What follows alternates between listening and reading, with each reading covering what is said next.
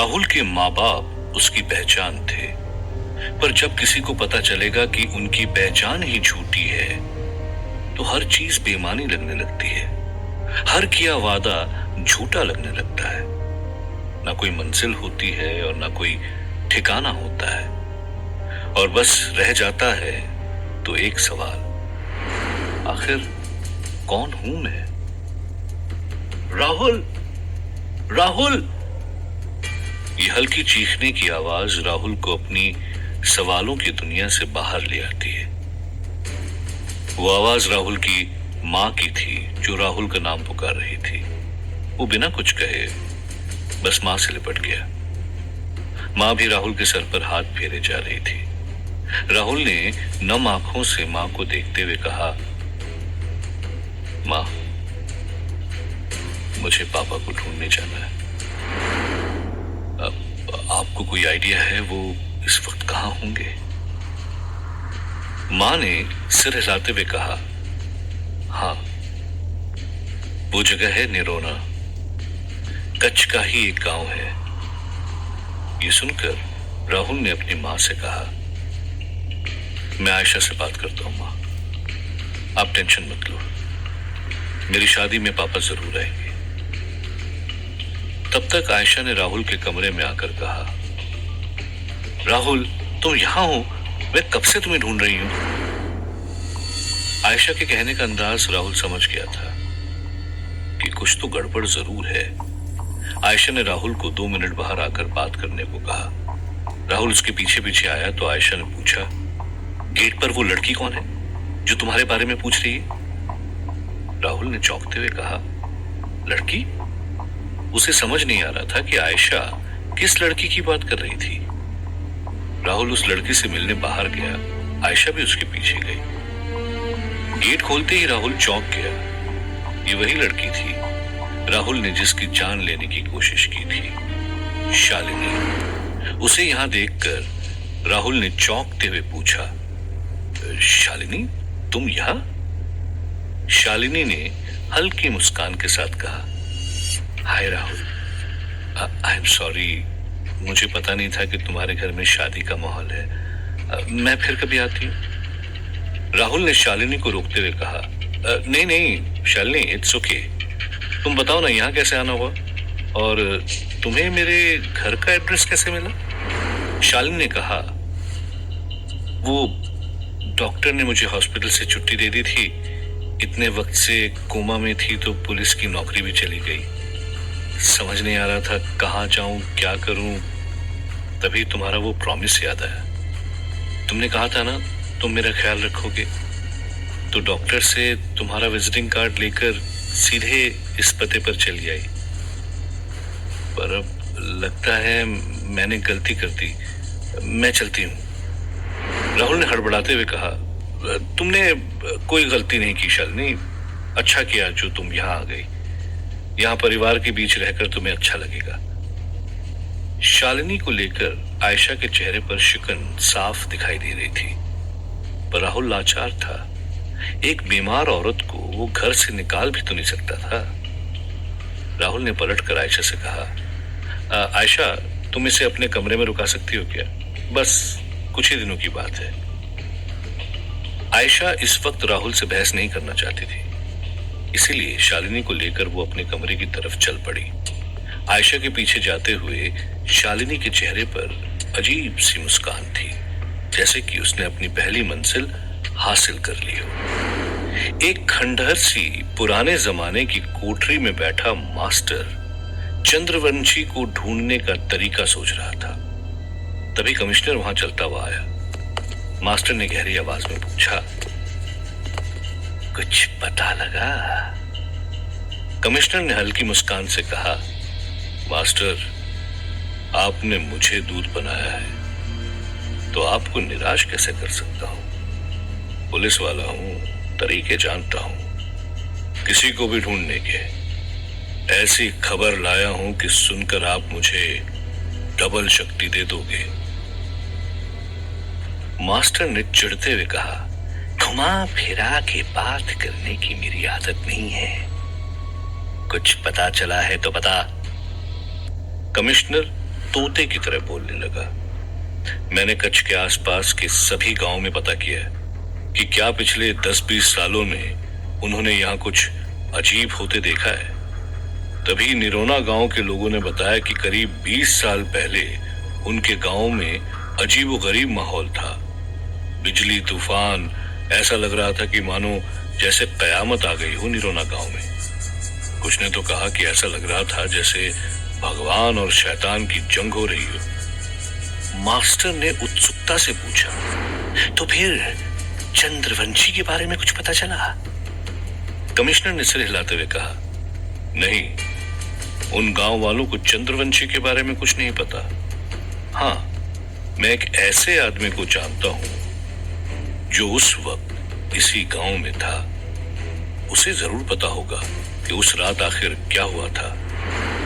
Master के चेहरे पर खुशी थी। उसने कमिश्नर की तरफ देखते हुए कहा, शाबाश, जा ले आ उस आदमी को मेरे पास। कमिश्नर उस खंडर से निकल गया। मास्टर ने गहरी सांस लेते हुए कहा, जिस दिन मुझे चंद्रवंशी मिल जाएगा, असली जंग तो उस दिन होगी। किस्मत का क्या खेल है। मास्टर जिस चंद्रवंशी को इतनी बेताबी से ढूंढ रहा था, वो तो अपने घर में बैठा अपनी होने वाली बीवी को मनाने के तरीके ढूंढ रहा था। राहुल जानता था कि शालिनी के अचानक आ जाने से आयशा के मन में बहुत सारे सवाल उठ रहे थे। राहुल चाहता था आयशा से बात करना, उसे मनाना, पर आयशा हमेशा से ऐसी थी, उससे गुस्सा आ जाए तो मनाना आसान नहीं होता। राहुल आयशा की कमजोरी जानता था, लाल गुलाब। पहले भी आयशा जब राहुल से नाराज होती तो राहुल ढेर सारे गुलाब लेकर आयशा के सामने जाता और पलक झपकते ही उसे मना लेता। इस बार भी राहुल ने ठीक वैसा ही किया। वो लाल गुलाब से भरा एक बेहद ही खूबसूरत गुलदस्ता लेकर आयशा के कमरे की तरफ गया। राहुल जैसे ही आयशा के कमरे के पास पहुंचा तो वहीं रुक गया। आयशा का चेहरा आईने की तरफ था और आयशा एक खूबसूरत सा लहंगा ट्राई कर रही थी। राहुल आयशा को सरप्राइज देने के लिए हल्के कदमों से आयशा की तरफ बढ़ा और फिर अचानक पीछे से राहुल ने आयशा को बाहों में भरते हुए कहा, यह लहंगा बहुत खूबसूरत लग रहा है। राहुल, इस आवाज ने राहुल को चौंका दिया था। वो जानता था कि यह आयशा की आवाज नहीं थी। राहुल ने जैसे ही उस लड़की को पलटा तो देखा कि वो आयशा नहीं बल्कि शालिनी थी। राहुल ने हड़बड़ाते हुए कहा, आई एम सॉरी, मुझे लगा तुम आयशा हो। शालिनी ने हंसते हुए कहा, इट्स ओके, मैं समझ सकती हूँ। वो क्या है ना कि हर कोई घर में सजा हुआ है और मेरे पास तो कपड़े भी नहीं थे, तो मैंने सोचा कि कुछ नए कपड़े पहन के देख लेती हूँ। मेहमानों में घुल मिल जाऊंगी तो अजीब सा नहीं लगेगा। शालिनी ने उस गुलदस्ते की तरफ देखते हुए कहा, वैसे ये फूल काफी सुंदर है। राहुल ने पूछा, तुम्हें गुलाब पसंद है? शालिनी ने सिर हिलाया तो राहुल ने हंसते हुए कहा, मुझे इतना अजीब लग रहा है कि मैंने तुम्हें जो अचानक से पकड़ लिया। अपनी गलती की माफी मांगने के लिए ऐसा करो, ये फूल तुम ही रख लो। राहुल शालिनी को गुलाब का गुलदस्ता दे ही रहा था, तभी वहां आयशा आ गई। आयशा ने राहुल को गुलदस्ता देते हुए देखा और कहा, राहुल। राहुल ने पलट कर देखा तो आयशा ठीक पीछे ही खड़ी थी। उसने चौंकते हुए कहा, आयशा, आयशा मेरी बात सुनो, ऐसा कुछ नहीं है। पर तब तक आयशा वहां से जा चुकी थी। राहुल ने शालिनी की तरफ पलटते हुए कहा, आई एम सॉरी, मुझे भी जाना होगा। राहुल वहां से तेजी से आयशा के पीछे चला गया। राहुल के जाते ही शालिनी के चेहरे पर फिर वही अजीब सी मुस्कान थी।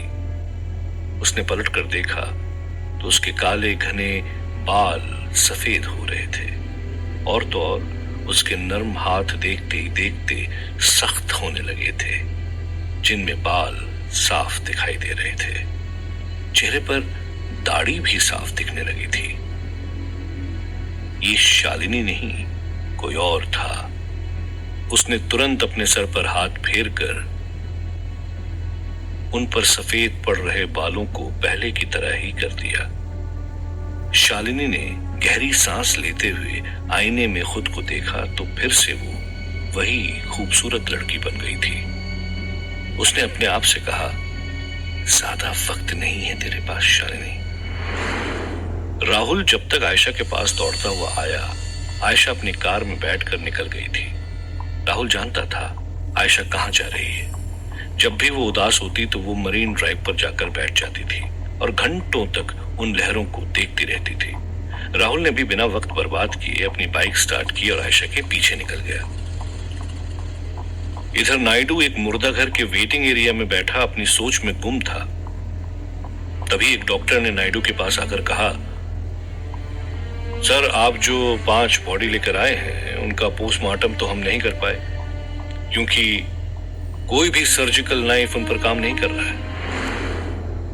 नायडू ने कहा, क्या अब और कोई तरीका नहीं है पता लगाने का कि कैसे इन लोगों के जिस्म 20 साल बाद भी वैसे के वैसे ही हैं? डॉक्टर ने कहा, सर हमने कोशिश की, जब हमने इनकी बॉडीज का स्कैन किया तो भी हम चौंक गए थे।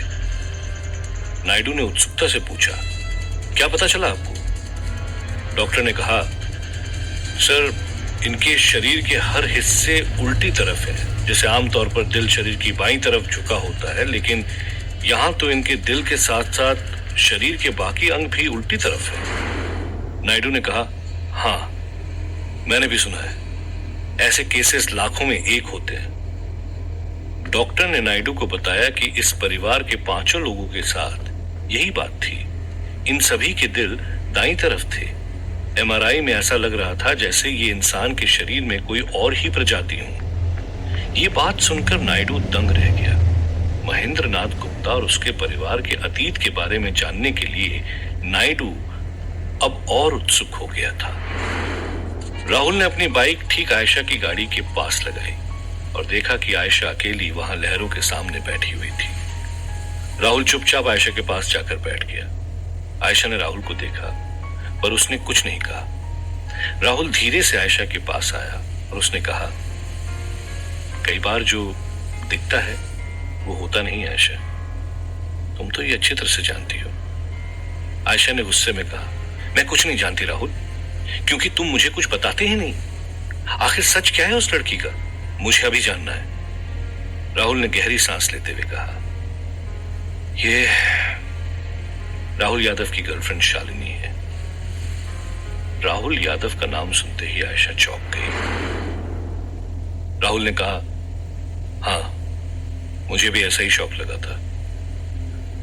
मैंने उसे मारने की कोशिश की थी जब मैं यादव के जिस्म में था। इतने वक्त से वो कोमा में थी और फिर अचानक ठीक हो गई। उसकी ये हालत मेरी वजह से हुई है आयशा, इसलिए मैं अपनी गलती सुधारने के लिए शालिनी की मदद कर रहा था। आयशा ने राहुल को गले लगाते हुए कहा, आई एम सॉरी राहुल, मुझे पता नहीं था। राहुल ने कहा, मुझे इस बात की टेंशन नहीं है आयशा, मैं तुमसे कोई और बात करने आया था। आयशा ने राहुल की तरफ हैरानी से देखा तो राहुल ने आगे बताया कि उसे अडॉप्ट किया गया है। आयशा ये सुनते ही चौंक उठी। राहुल आयशा से कुछ भी छुपाना नहीं चाहता था, इसलिए उसने आयशा को अपने अतीत की वो बातें बताई जो उसे अपनी मां से पता चली थी। फिर भी कई सवाल थे जिनका पता लगाना राहुल के लिए जरूरी था। राहुल मन बना चुका था कि वो अपने पापा को ढूंढे बिना शादी नहीं करेगा। आयशा राहुल की आंखों के पीछे छुपा दर्द साफ देख पा रही थी। उसके लिए भी शादी से ज्यादा राहुल की खुशियां मायने रखती थी। आयशा ने राहुल का हाथ थामते हुए कहा, प्यार का मतलब होता है एक दूसरे को समझना राहुल। तुम जाओ अपने पापा को ढूंढने। इतने दिन इंतजार किया है तो थोड़ा और सही।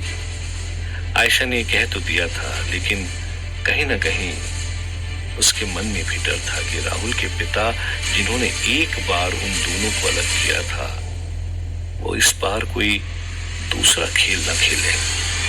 और अपने मन की उलझन को शांत करते हुए आयशा ने राहुल से कहा, घर चलें? घर पर शादी के माहौल के बीच राहुल भीड़ से अलग कुछ वक्त अकेला रहना चाहता था। बिना किसी को बताए राहुल छत की तरफ गया। वो छत पर खड़ा अंधेरे बादलों में तेज चलती हवा के बीच बस अपने माँ बाप के संग बिताए लम्हों के बारे में सोच रहा था कि तभी राहुल के कानों में उसके पिता की आवाज गूंजने लगी। वो आवाज राहुल के कानों में चीख रही थी, राहुल, राहुल बेटा मुझे बचा ले, राहुल बेटा मुझे बचा ले। राहुल इस आवाज को अच्छी तरह पहचानता था। उसने छत पर चीखते हुए कहा, पापा, पापा आप कहां हैं पापा? राहुल के पिता की वो आवाज आखिरी बार राहुल के कानों में गूंजी। कच! राहुल चौंक उठा था। यह आवाज राहुल को गुजरात के रेगिस्तान में बुला रही थी, जिसके बारे में उसकी मां ने जिक्र किया था। उसे अपनी मां से किया वादा याद आया।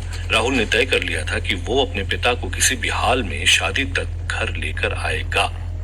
वो जैसे ही नीचे जाने के लिए पलटा तो सामने खड़ी शालिनी को देखकर चौंक गया। राहुल ने पूछा, तुम कब आई शालिनी? शालिनी ने कहा, वो मैंने तुम्हें ऊपर आते देखा तो तुम्हारे पीछे आ गई। क्या बात है राहुल, तुम बहुत परेशान लग रहे हो, सब ठीक है ना? राहुल ने कहा, शालिनी मैं कुछ दिनों के लिए बाहर जा रहा हूं, तुम घर पर ही रहो, यहां सब लोग तुम्हारा ध्यान रखेंगे। राहुल वहां से निकल ही रहा था कि शालिनी ने उसका हाथ पकड़ लिया और राहुल को रोकते हुए पूछा, क्या बात है राहुल, क्या तुम्हें मुझसे कोई दिक्कत है? पता नहीं राहुल को उस वक्त क्या हुआ कि वो शालिनी से अपनी परेशानी छुपा ही नहीं पाया और उसे बता दिया कि वो अपने पापा को ढूंढने कच्छ के रेगिस्तान में जाने वाला है। ये बात सुनते ही शालिनी ने राहुल के साथ जाने की इच्छा जताई। राहुल अपनी वजह से शालिनी को दोबारा किसी खतरे में नहीं डालना चाहता था, पर तभी शालिनी ने कहा, राहुल मैं एक पुलिस वाली हूं, लोगों को ढूंढना मेरा काम रहा है, मैं तुम्हारी मदद करना चाहती हूं। जिस तरह तुम मेरी मदद कर रहे हो, मुझे साथ लोगे तो जल्द से जल्द वापस आ जाओगे, मेरा यकीन मानो। राहुल सोच में पड़ गया। हाँ, उसे उसके पिता तक पहुंचना था, पर आयशा बुरा मान गई तो? पर शालिनी को भी तो यहां ऐसे अकेले नहीं छोड़ा जा सकता था। उसने कुछ सोच कर ही कहा, ठीक है, तुम अपना सामान पैक कर लो, मैं तुम्हें 10 मिनट में घर के बाहर मिलता हूं। राहुल तेजी से सीढ़ियों के नीचे चला गया। शालिनी ने हंसते हुए सोचा, राहुल, राहुल, तुम्हारा कच्छ जाना मेरे लिए भी उतना ही जरूरी है। आखिर वहीं से तो तुम्हारी कहानी की शुरुआत हुई है और शायद अंत भी वहीं होगा।